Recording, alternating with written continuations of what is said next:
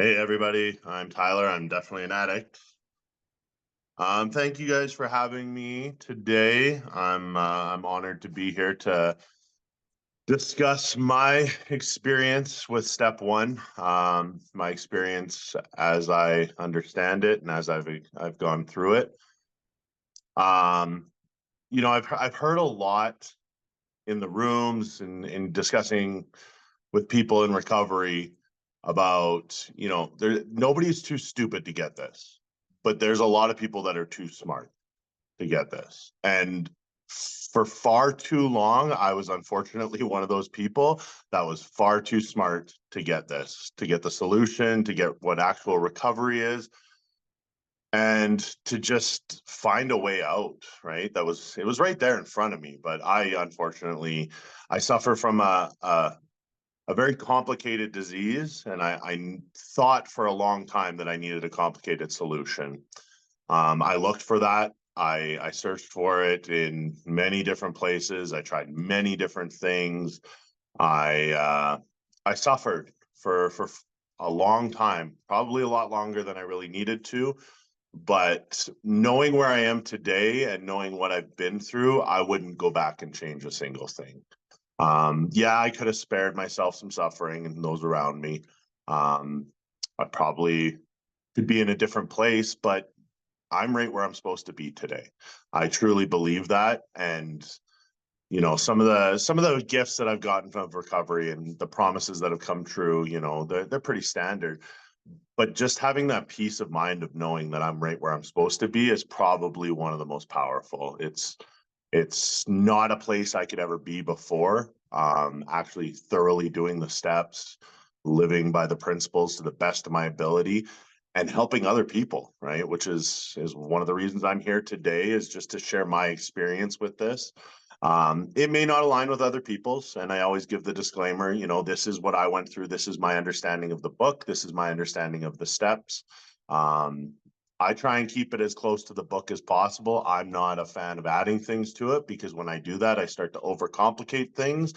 And that's a dangerous place for Tyler to be. So today, I just try and stick to the book. When I take men through the steps, which I'm fortunate enough to do today as often as I possibly can, we go to the book.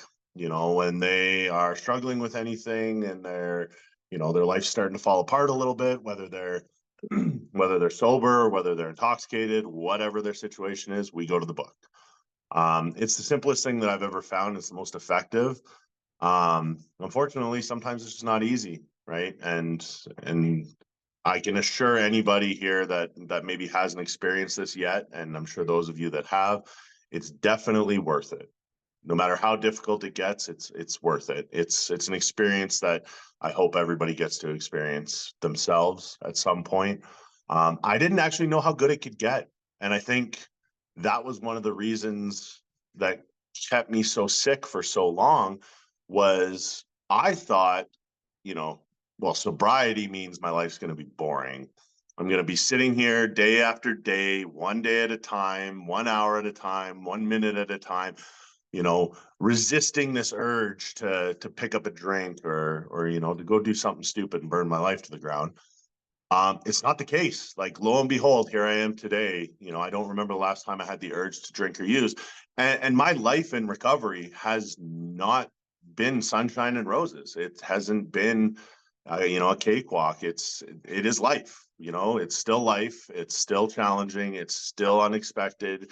It still hurts, and it still has all those different complexities that make the human experience what it is. I'm okay. That's the difference today. My life is still life, but I'm okay, and I'm able to navigate that. And it's all because of the work that I've done from this book. So, with that being said, I'm going to start with the the most impactful reading from step one for me. Um, my ex, the mother of my children, I remember one time, because I battled this kind of in and out, trying to do it myself for far too many years. And I remember at one point, it was after a relapse, and I was talking to her, and she looked at me and she's like, I don't know who you are. You're like Dr. Jekyll and Mr. Hyde. You you're this wonderful man, and then you build everything up and you do all these great things, and then all of a sudden you just turn into this absolute monster. And I was like, yeah, I can get on board with that. Now, I'd read the book before this. I'd been to a treatment center before this. I had, quote unquote, gone through the 12 steps. I sponsored myself, so don't ever do that. That's just not a good idea. But I'd read the book like thoroughly in a treatment center. I'd gone through this. And I don't remember ever reading this part until I came into actual recovery this time. So on page 21, paragraph 3, here's a fellow who has been puzzling you, especially in his lack of control. He does absurd, incredible, tragic things while drinking. He is a real Dr. Jekyll and Mr. Hyde. He is seldom mildly intoxicated. He is always more or less insanely drunk. His disposition while drinking resembles his normal nature but little. He may be one of the finest fellows in the world, yet let him drink for a day and he frequently becomes disgustingly and even dangerously antisocial. He has a positive genius for getting tight at exactly the wrong moment, particularly when some important decision must be made or engagement kept. He is often perfectly sensible and well balanced concerning everything except liquor, but in that respect, he is incredibly dishonest and selfish. He often possesses special abilities, skills, and aptitudes, and has a promising career ahead of him. He uses his gifts to build up a bright outlook for his family and himself, and then pulls the structure down on his head by a senseless series of sprees. That is probably the most encapsulating part of the book for describing what my life looked like prior to recovery. I struggled with addiction from the moment that I consumed alcohol. I started consuming drugs. From the moment I started consuming validation as a drug, which was something that I did not see coming until I actually took a good, long, hard look at what my history looked like. And I don't know, and I don't think I ever will, and I don't think I ever need to know, at what point I became an addict, at what point, was it the drinking that made me an addict? Was it the drugs that made me an addict? Was I an addict before that? I mean, there's addict behaviors that I displayed long before I ever put any substances in my body. But I know that I could never safely drink. That was pretty clear. From the first moment I consumed alcohol, I consumed it to excess. The scary part about that too is I didn't see anything wrong with it. Now, that was part of my environment. I grew up where alcohol consumption was overused, addiction was pretty prevalent. Sure. But I didn't see any red flags with it. So I began to drink for attention, to seek ease and comfort, to feel that relief, right? That I didn't really even know I was pursuing. That was the crazy part about this, is I didn't do these things consciously. It was all subconscious choices based on my instincts gone astray. So when I felt nervous, when I felt fearful, when I felt excited, when I felt any sort of feeling that wasn't normal, wasn't standard, wasn't my baseline, why not drink? Why not do drugs? If I was happy, drinking would make it better. If I was sad, drinking would make me happy. And really all it was doing was just kind of numbing those normal experiences and those normal emotions that I was supposed to be feeling, but I couldn't. I didn't have the skill set. I didn't have the capacity to be able to feel those things. So I would numb them. And I'm a large guy. I was always fairly big. And I could always drink more than everybody, and that was crazy. And I got attention for that. We'd go to parties as kids and teenagers, and I could outdrink everybody, shot for shot. I'm doing it better than everybody else. And I just thought, well, it's because I'm twice as big as everybody else, and what I know now is that I have a disease, it affects my body. It greatly affects my body because not only can I drink more than everybody else, I can go longer than everybody else. I can drink more days in succession. I can party harder than everybody else. And I pursued that because I thought that was a badge of honor. I thought, okay, well, I can do this and I can do this well. And other people were seeing it in me, and I got some sort of validation from that, at a party, whatever the situation was, a social setting. It's, oh my God, Tyler can drink so much. And I saw that and I wanted more of that. So I would do that to excess. This was prior to the introduction of drugs. So I got to a point where I was introduced to some harder drugs, and lo and behold, it made me drink more. It gave me the ability to kind of sober up in an instant and keep going. And I loved that because I didn't want to stop, you know. At some point in my drinking career, my body would shut down, right? Like I would drink to excess and eventually I would just pass out. But all of a sudden you add some drugs to the mix and I don't have to pass out anymore. I can keep going. And then all of a sudden, as it's progressing, I'm noticing that everybody else that, you know, seemed to live the same life as me, seemed to have the same kind of party habits as me, they were all able to shut it down and go to bed at, you know, maybe not a reasonable time, but they weren't staying up for days, that's for sure, you know. And here I am just going and going and going, and I don't know why I can't stop, but I can't. I can't. And today I recognize the fact that that's the allergy that I suffer from. You know, when I put alcohol, when I put drugs, when I put any sort of intoxicant into my system, I respond differently than other people. I can't stop. I don't want to stop. You know, and the further my disease progresses and the more I consume and consume and consume, the scarier it is to sober up. Like I remember there were times where I welcomed death over sobriety. You know, I thought if I keep going, I might just die here. And I was like, that's okay. Because I can't even think about what it would be like to stop at this point. You know, I've done so much damage in the last few days, the last week, you know. If I stop now, then I have to go face that. And I can't. I don't have the strength to do that. And that's a very horrible, terrifying place to exist. Because this wasn't, you know, this wasn't a place I ever pictured myself being. This wasn't what I aspired to be. I didn't want to be an addict. I didn't want to be an alcoholic. I just wanted to be, you know, a normal person with a normal life, whatever that meant at the time. And I had no idea how to do that. I couldn't be a normal teenager. I couldn't be a normal adult, you know. And then I started to realize this when I started to have some repercussions, you know, because for a long time the repercussions were manageable. You know, I can manage a lot of these things. You know, if I got in a fight, okay, well, whatever, you know, as long as I don't get charged, as long as I don't get arrested, not really a big deal. If I lose a job, you know, there's another job around the corner. I'm a bartender, you know, well, I was. Uh, they're a dime a dozen, you know, those bartending jobs. And what a great environment for an alcoholic to be working in. I am just, I'm happier, I'm friendlier, I'm more social. There's no fear, there's no inhibitions, there's nothing. I'm a fun guy to be around when I'm drinking. Why do people go to bars? To have some fun, to get drunk, to, you know, let loose. Great, let's all do it. Why not? You know, I can drink for free. I can do all this. And if I get fired, whatever, I'll go down the street and go apply at that place. Like, it doesn't matter. And whatever the financial repercussions are of whatever that spree or that bender is, I'm bartending. I'm going to make cash right away. So I was able to manage a lot of these outcomes and these fallouts and a lot of the damage that I was doing for a very long time. You know, it was progressively starting to get harder and harder. But at this point, you know, I didn't really have the motivation. I didn't really have the reason to face this, to admit it, to accept it, to do anything about it. Until I did. Until it got to the point where everybody around me, all those people that love me and that care about me and that know me, you know, they started reaching out and they were very concerned. And they, you know, they were saying, you know, you should probably try and get this under control. Like you're doing things that you shouldn't be doing now.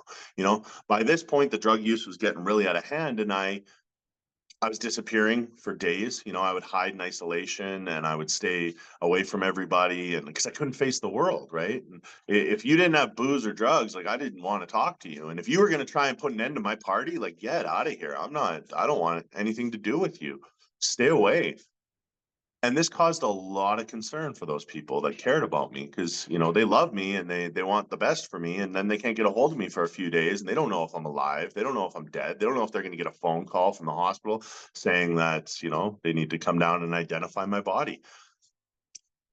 And I heard this and I knew deep down inside that there was a problem, but it was a problem that I could fix. So how was I going to fix it? Well, okay, you know, the idea of maybe some treatment bounced around, and I thought, okay, perfect. Is that going to shut everybody up? Is that going to get everybody off my back? Is that going to buy me some time till I can figure this thing out?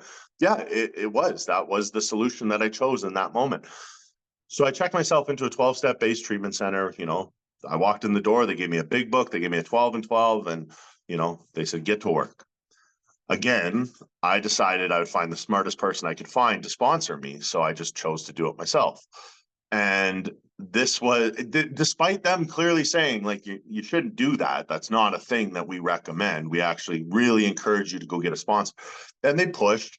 And I remember I'd asked a counselor at the treatment center and I said, can you sponsor me? And he's like, no, I can't. There's conflict of interest. And I was like, well, there you go, guys. I tried to get a sponsor and I couldn't get one. So I guess I'll just have to do this myself.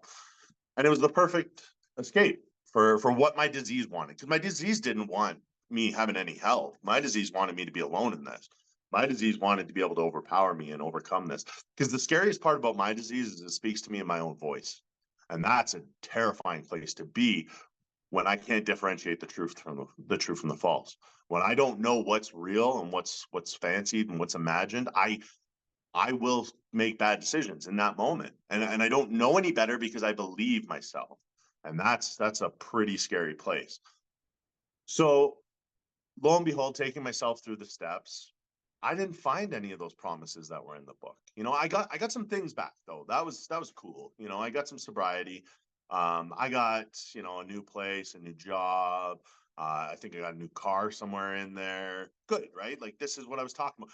And I got the relief of everybody getting off my back and stopping hassling me and trying to say, you need to do something about this. Because I did something, right? I went to treatment. I'm sober. I've been sober for about a year. Like, isn't this what you guys wanted?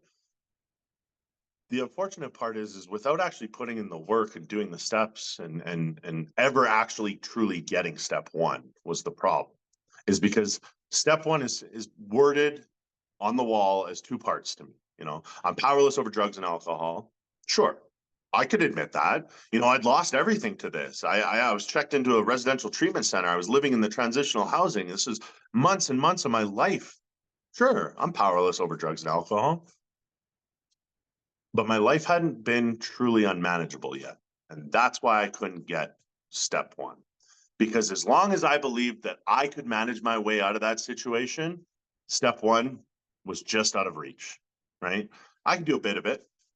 I could see the allergy for sure, because I could drink more than everybody. I could do more drugs than everybody. I could go harder than everybody. I could go longer than everybody. Sure, I have an allergy, but I think I can control that, in moderation, maybe switching what I do and how I do it. Sure. And the obsession of the mind, I was like, well, everybody has an obsession, everybody look around, this whole world obsesses over everything.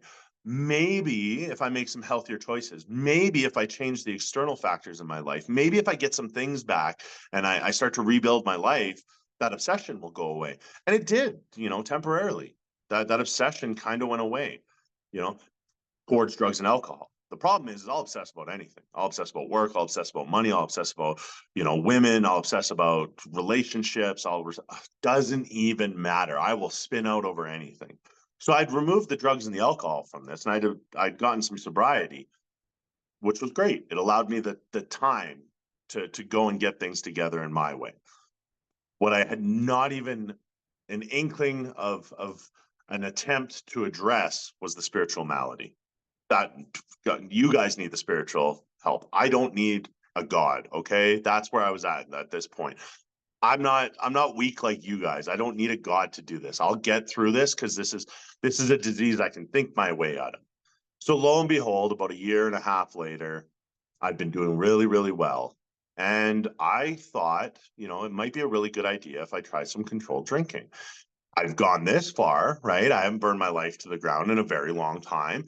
And really, it was more the drugs that had propelled everything bad. So as long as I stay away from the drugs, I can drink like normal people. And I did for a little bit. I tried a couple weekends of drinking and not going to excess. Maybe I was a little hungover and I probably drank a little too much, but I'm a big guy, right? I can handle my booze.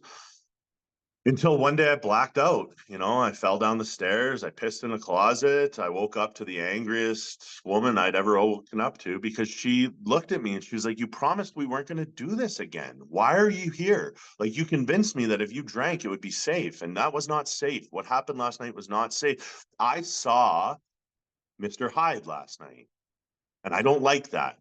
And I was like, oh man, I should probably do something about this. Maybe I can control this a little bit more. And I did for a while.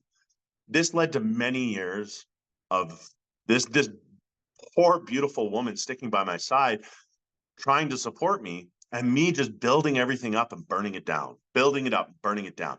Because one of the gifts that I have as an addict and an alcoholic is I'm really good at fixing things.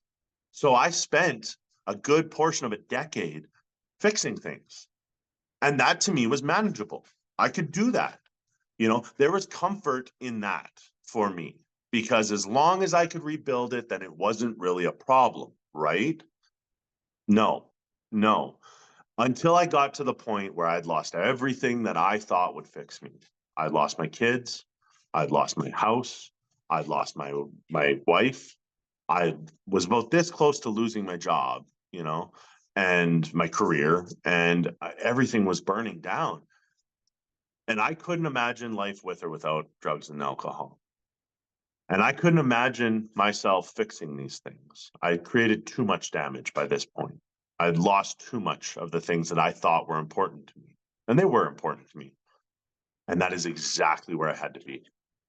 That was the perfect spot for this to actually kick in because that was the second half of step one. I couldn't manage my own life. It wasn't that my life was shit. It wasn't that my life was hard. It wasn't that I created all these problems. It was finally, for once, I couldn't see myself fixing them. Beautiful. That's where my journey started. Because at this point, I was beaten. I was licked. I was done. I couldn't fight anymore. And I was ready to make that final sacrifice. And thank God I had a few people that care enough about me to come in and intervene. And they just begged and they said, you need to go get help. And I said, I've already been to treatment. I've done the 12 steps. I've done all this stuff. Why? It's not going to work. I said, I don't know, but you need to try for your children, for us, for the rest of your family, for all of those people out there that love you. And I thought, okay, I'm going to do this and I'm going to do it so well. Nobody has ever done the 12 steps as good as I'm going to go do them. Nobody's ever done treatment as well as I'm going to go do it. And it's not going to work. Watch. And they just looked at me and they were like, sure, go. Whatever reason you have to tell yourself, do it and go and see what happens. What I didn't know is that I had already actually gotten step one. I had the previous knowledge, that I understood enough about this, but I hadn't hit that point yet. So when I finally hit that point where my life was unmanageable by me and that I was truly powerless over drugs and alcohol, that opened the gate to the solution. And I went to the treatment center and I agreed to do their 12 steps and I agreed to not do it my way. And then all of a sudden things started to change. I could see things a little bit differently. I was finally open to the idea that maybe something bigger than me could relieve me of this because I couldn't. That was the thing. As long as I believed I could fix that problem, there was no room for a higher power. There was no room for a God of my understanding. I was my own God. I was my own higher power, and I was comfortable there for far too long. So as soon as it couldn't have been me anymore, perfect. Because it doesn't matter today what my higher power is. It doesn't matter all that stuff that came after step one. None of that matters as long as it's not me. It can't be me. Because I tried in vain for so long, for so many years, to be my own higher power. And every time I did that, I could temporarily find relief in that. I could find that I could rebuild things, that I could keep things under control. I could get people off my back. I could manage, temporarily. The problem with that is there was nothing sustainable about it because after a long enough course of time, I couldn't differentiate the true from the false. So I would find sobriety for months, sometimes for years, a year straight, a year and a half, whatever it was. But why was I so miserable? Why was I so depressed? Why did I hate myself still? If it was the drugs and alcohol, well, then the day I wake up with no drugs and alcohol in my system, I should be cured, right? Well, no, because that's not what this disease is about.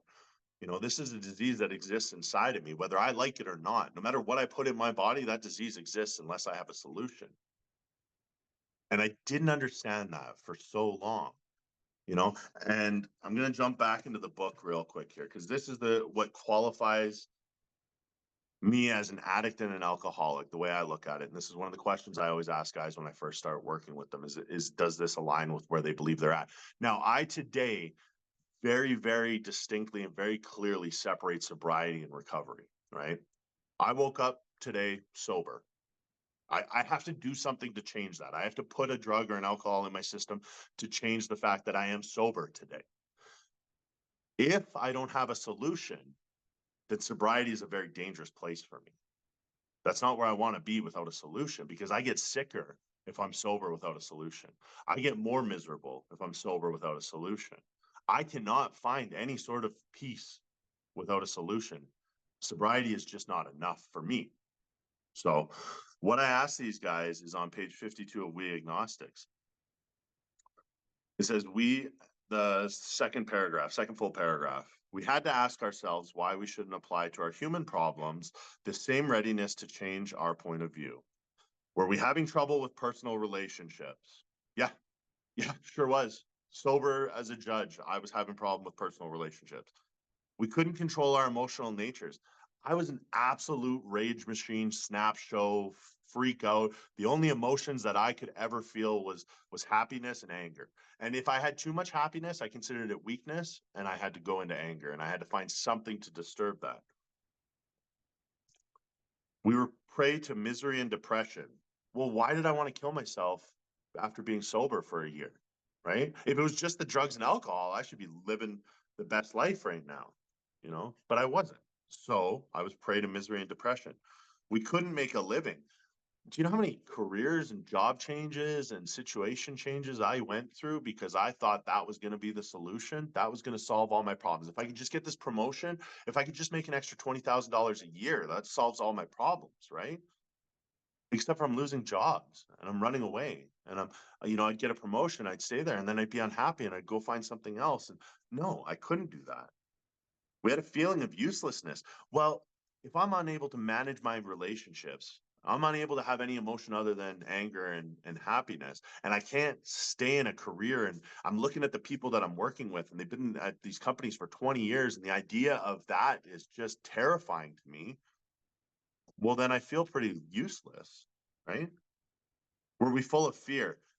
That I didn't understand until I did a step 5. That one snuck up on me because I thought I wasn't afraid of anything. I would do absurd, insane things to prove how unafraid I was, acts of violence, these horrible, I'll go do the stupidest thing to prove to you that I'm not afraid. What I realized in doing a step 5 is, lo and behold, it's kind of ironic that all of those absurd actions were actually an act of fear. Because if I thought that you were going to find out who I was and what I was afraid of, that terrified me to the point of doing tragic things.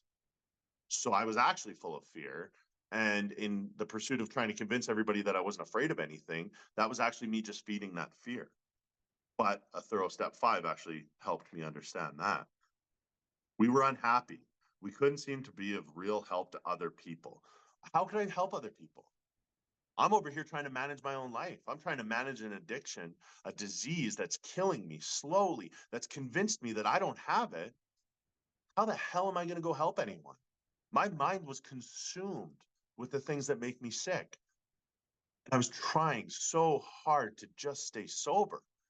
There's no room for anyone else. And I'm not talking about other addicts and alcoholics, people at work. I was useless. I couldn't be of help to my family. I couldn't be of help to my friends. I couldn't be of help to anyone. Well, that's a pretty horrible place to be too, right? Was not a basic solution of these bedevilments more important than whether we should see newsreels of lunar flight? So I had to admit that those were a problem before I could ever admit that I needed a solution. And that's why I always take men that I'm going through the steps with to page 52 as early as possible. Because for me, if I don't recognize the fact that sobriety is not the answer for me, it's necessary for me to get the solution for sure. I cannot be intoxicated and have a spiritual solution at the same time. I can't. I would love it if I could, great. If I could, that'd be amazing. If I could just pray and meditate every day and start my day with some prayer and meditation, and, go to work, be a happy, useful, contributing member of society, and go have a couple beers after work and come home and close my day with another inventory and some more prayer and meditation, that'd be lovely. But I know for a fact today I can't. I can't. Other people, sure, they can. I don't need to experiment with this anymore today.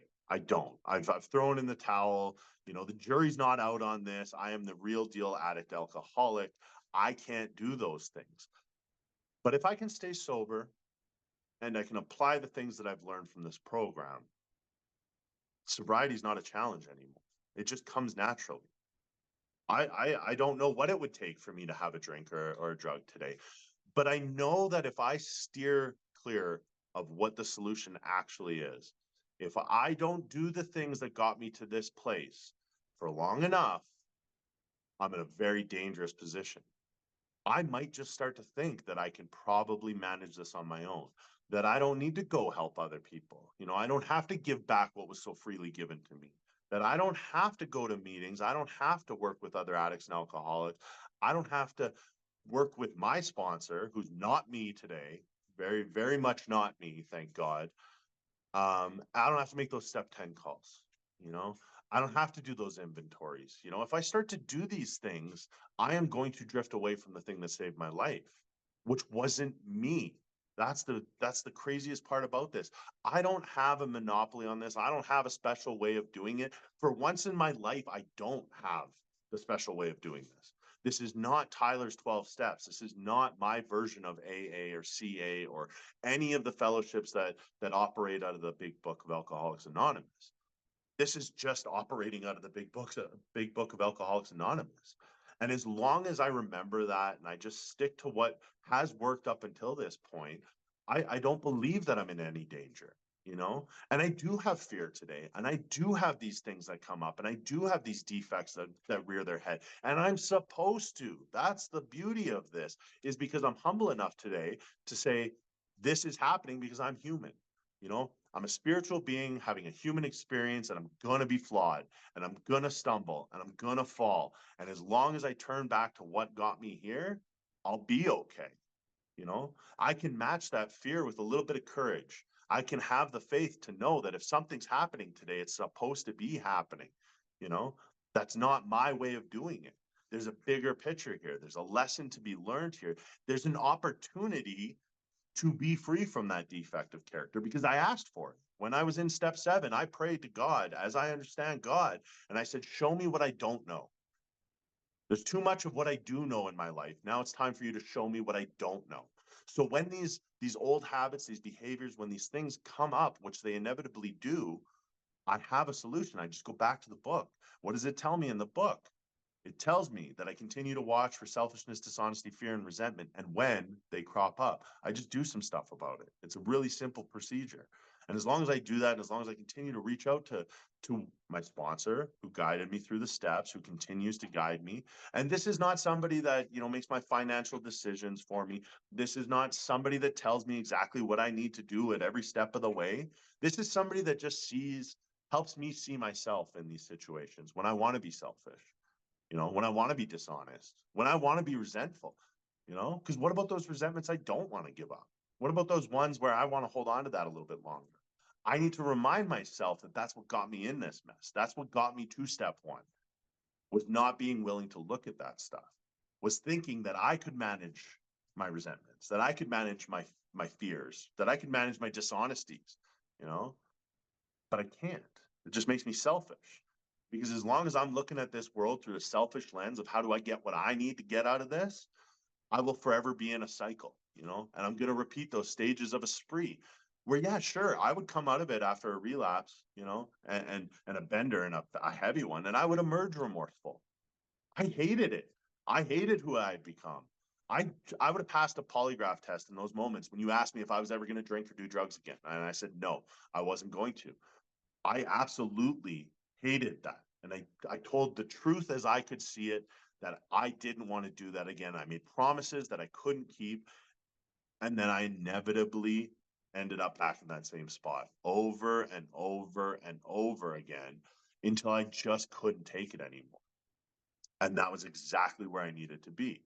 Because as long as I could continue to fool myself and tell myself that this was something I could manage, that it really wasn't as bad as I thought, and if only I could change these circumstances in my life, then I would be free from this. Well, yeah, that got me sobriety, you know, that did for a while, but it also got me to places that I never thought I would go. And until I could actually take a step back and look at that, there was no hope for me to actually get this, right? Because I would continue to manage it. And even if I let God, you know, who I didn't truly understand or didn't truly want to understand at that time, if I let it in for a little bit and things got a little bit better, I was like, okay, I got it from here. I'll jump back in the driver's seat and I'm going to get to work here. And then I would just slowly burn everything to the ground. So as long as I can remember that I can never safely drink or use, and that I need to stay in the solution to keep reminding myself of that I do need a higher power, that I do need a fellowship around me, that I do need to be of service to other people, I'm okay. Like I'm okay. My life is life, but I'm okay. You know, and there's a freedom in that I didn't really understand until I actually pursued this and went through the steps. And I remember questioning it at some point. You know, I thought I was in trouble. I thought I was suppressing everything. I actually went to a counselor and said, "Oh my God, I think I'm in danger here. I'm numbing everything out, and I can't feel these things that I used to feel."